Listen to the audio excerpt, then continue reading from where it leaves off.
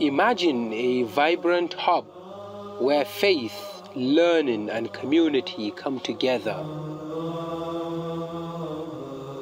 The Nigeria Muslim Forum UK London Community Centre offers a wide range of facilities and services, empowering our community and preserving our cultural heritage.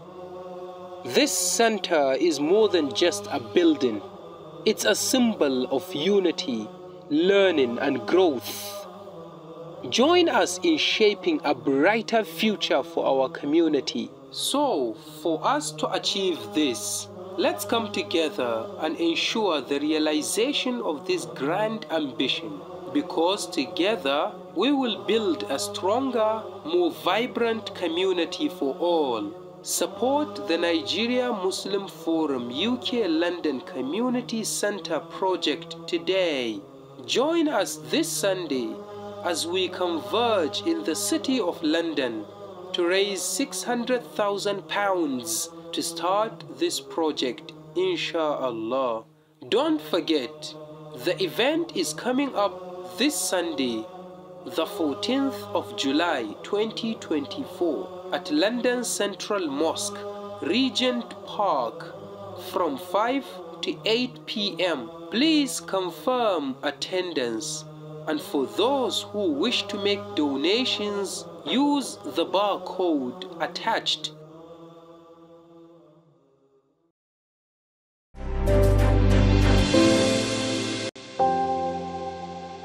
Assalamu alaikum viewers. You are welcome onto Your Health, a show on Mikiya TV which comes to you weekly.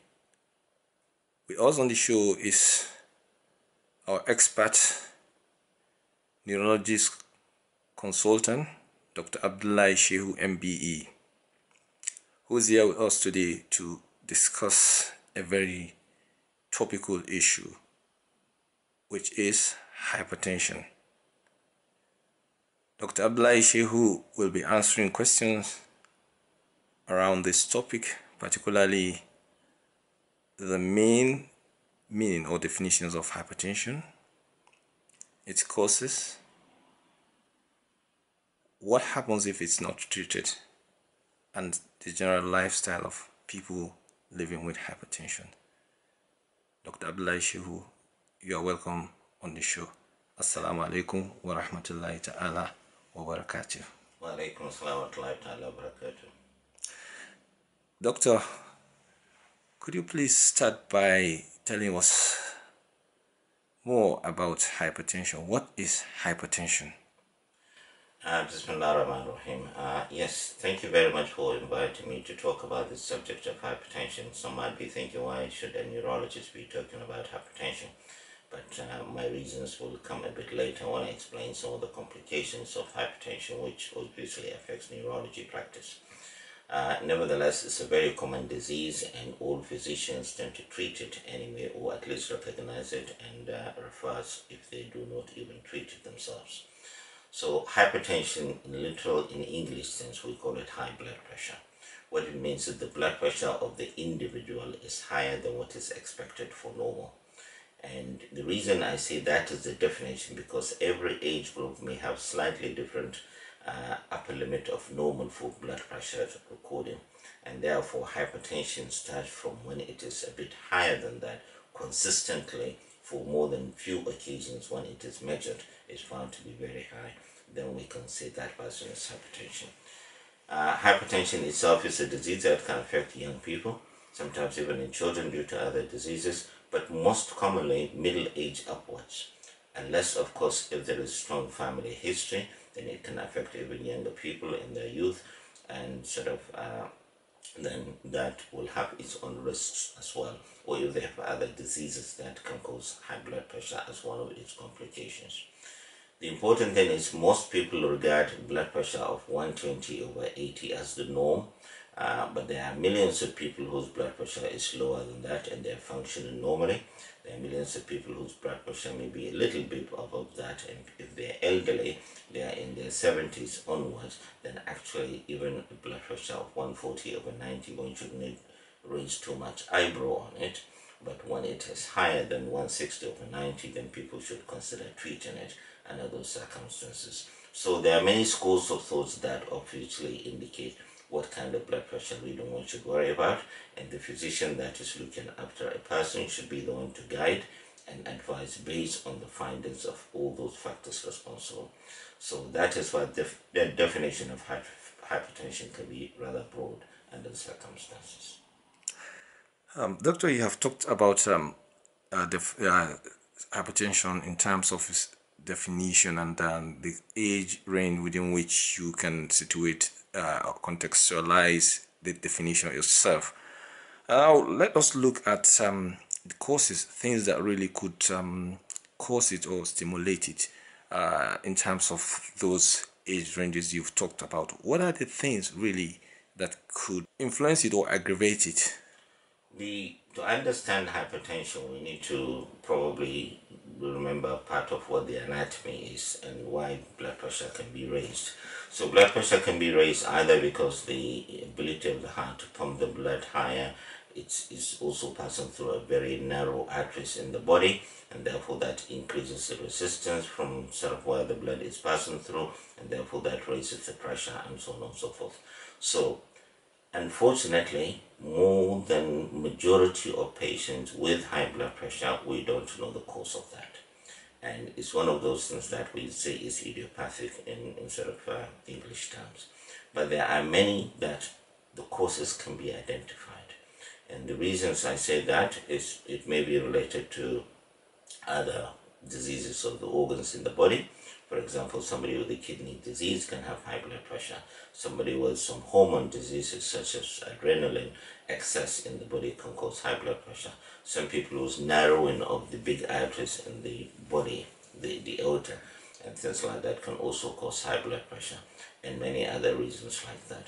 But there are temporary high blood pressure which we do not normally take much into cognizance, but if it's persistently on the high side, then that can cause problems.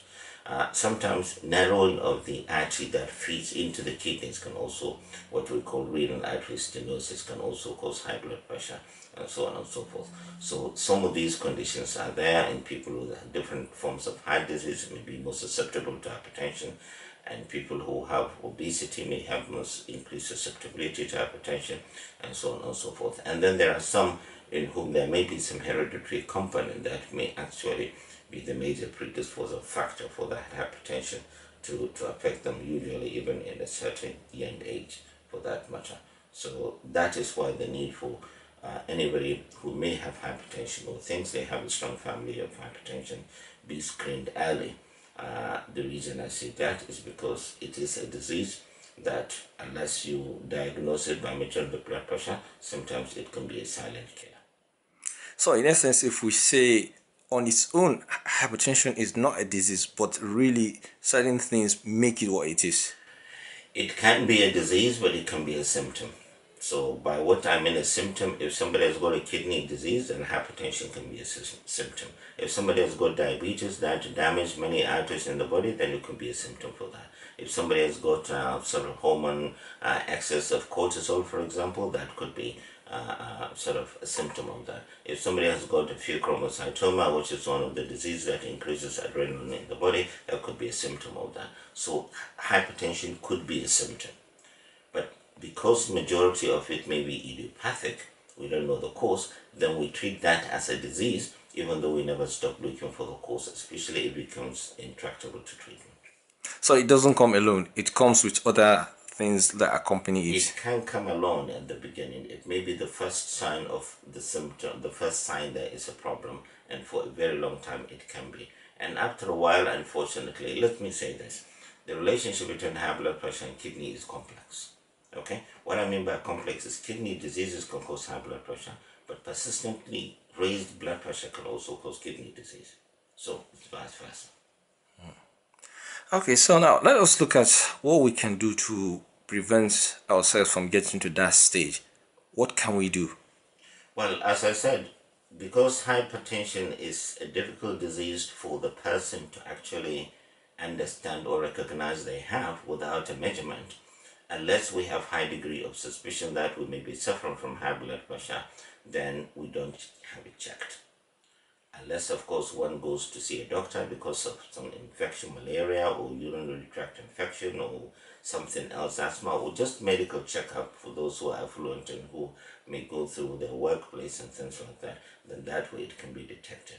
But people who otherwise do not have any blood pressure machine at home, they do not suspect they have a strong family history, they are waiting to feel a symptom, then they will miss out. And what I mean by missing out is it can be raised for a long time before somebody starts to feel the symptoms of high blood pressure. And sometimes until the complications start to settle, you don't actually feel anything. And in some circumstances, it can be too late.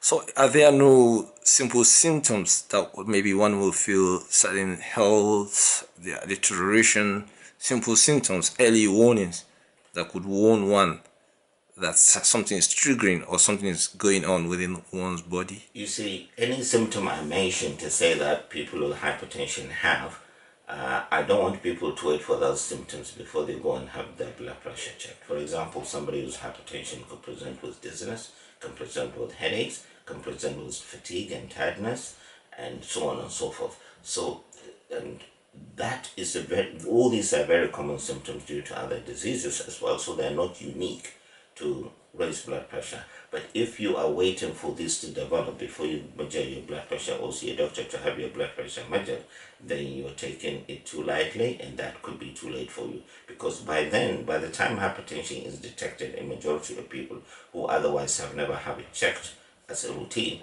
then it could be too late by that time because some of the organs are already beginning to be damaged. So now let us look at its complication. How could it get complicated? Well, you can imagine that there is blood that supplies every organ in the body. That's the first thing that we need to understand. And if the pressure of that blood going to all the organs in the body is excessive, then the end organ that receives the blood circulating into it can be damaged as a result of the pressure that is going through. Let's take, for example, the brain. It can cause many changes within the brain, even if it doesn't cause massive stroke. And there are two types of stroke hypertension can lead to, or three. The major one people think about is the one that you sort of thrombose or occlude an artery, which can be as a result of hypertension and other factors involving there. But one of the commonest ones related to hypertension is a bleed in the head. And a massive bleed in the head can just cause sudden paralysis, loss of consciousness, and so on and so forth, and somebody may be permanently disabled or even die from it, just suddenly like that. Other times, it could be causing damage because of raised pressure changes behind the eyes and can lead to loss of sight. Sometimes can lead to loss of kidneys. When somebody's kidneys fail, then they will need dialysis, they will need replacement, they will need exchanges because the dirt in the body is not being removed, and so on and so forth. And all the organs in the body, as I said, are recipients of blood. The heart can fail because it's pumping always against major pressure from the arteries, and therefore it's offering a lot of resistance for the blood to leave the heart. Therefore, eventually it has begin to dilate and gets bigger, and that's why we say people have enlarged the heart, and then that can lead to heart failure, and people can also suffer or die from that.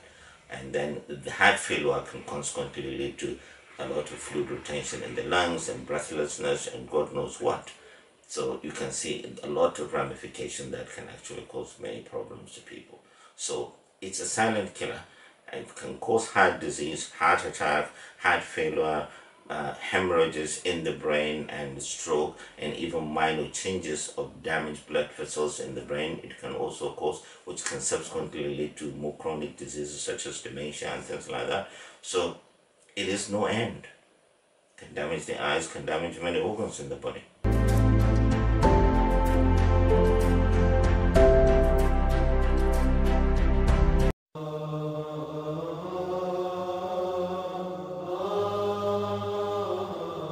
Imagine a vibrant hub where faith, learning and community come together. The Nigeria Muslim Forum UK London Community Centre offers a wide range of facilities and services empowering our community and preserving our cultural heritage. This center is more than just a building. It's a symbol of unity, learning, and growth. Join us in shaping a brighter future for our community. So, for us to achieve this, let's come together and ensure the realization of this grand ambition, because together we will build a stronger, more vibrant community for all. Support the Nigeria Muslim Forum UK London Community Centre project today. Join us this Sunday as we converge in the City of London to raise £600,000 to start this project, inshallah.